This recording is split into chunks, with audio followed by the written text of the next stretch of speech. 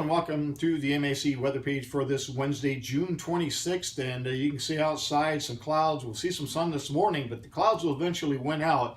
And as that warmer air slowly begins to head this way, we're going to see a low pressure system bring us a good chance of showers and thunderstorms. We could see those as early as this afternoon as some weakening storms to our southwest move in. Best chances for rain and thunderstorms will be for tonight into tomorrow, and some of those could be severe, although I think the best chance of severe storms is going to be south of Michigan, but definitely we could see some locally heavy downpours here that could bring some significant rain to some areas. All areas should get some decent rain out of this. And as far as the temperature profiles over the next 4 days, you can see we may hit 90 on Thursday. Right now we'll call up for it to be just short.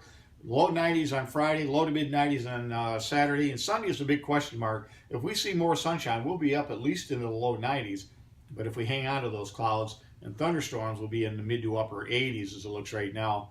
As far as yesterday, the highest temperature in Michigan, 81 degrees at Muskegon, the coldest spot, 41 at Marquette. Our normal high is 81, the normal low is 57. So we were a little bit below normal as we had a high of 75 and a low of 53.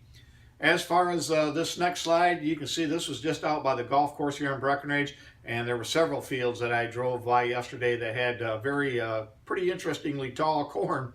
As if we're looking at knee high by the 4th, we got that and some. Again, very nice looking field of corn there.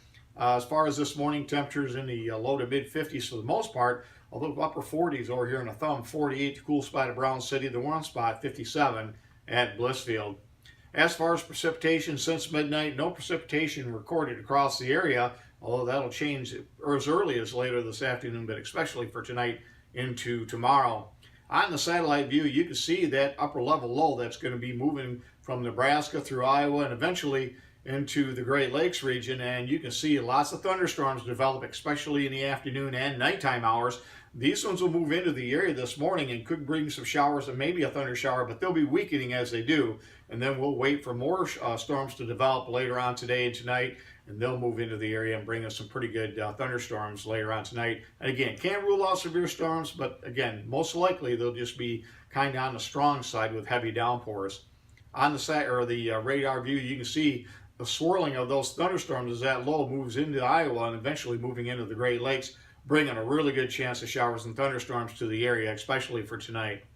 As far as the weather map this morning, you can see the low pressure system off in Nebraska, and again, with that upper level low, we'll also be moving off to the east-northeast, and that'll bring the showers and thunderstorms. Right now, the system will weaken a little bit, and that's why we expect most of the severe weather and heaviest rains to be off to our south and west. By tomorrow morning, that low pressure system comes up into northern Illinois, bringing the occluded front through the area. And again, no cold air behind us whatsoever. In fact, we're going to have high pressure take over for the day on Thursday. It'll slide to the east and really begin to push that warm air into the Great Lakes for later Thursday, Friday, Saturday, and Sunday before a cold front will eventually make it into the area. It really won't cool us down much, but it'll bring a chance of showers and thunderstorms again as we get into Sunday as it looks right now. As far as how much precipitation, this is over the next 48 hours.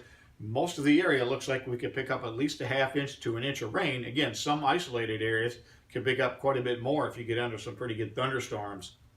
And for weather watch this morning, we got flash flood watches and area flood warnings in areas off to our southwest in southern Wisconsin, northwest Illinois. And then with this heat beginning to now show up on the watch map, you can see heat advisories in effect off to our southwest, and even a excessive heat watch for portions of southern and southwestern Illinois into Missouri.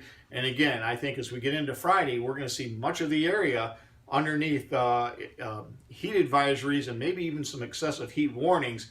So again, it's going to be a pretty rough go of it once we get into Friday, Saturday, and Sunday across much of the Great Lakes, as far as very high temperatures and very high humidities, as dew points will be well into the 70s for those 3 days.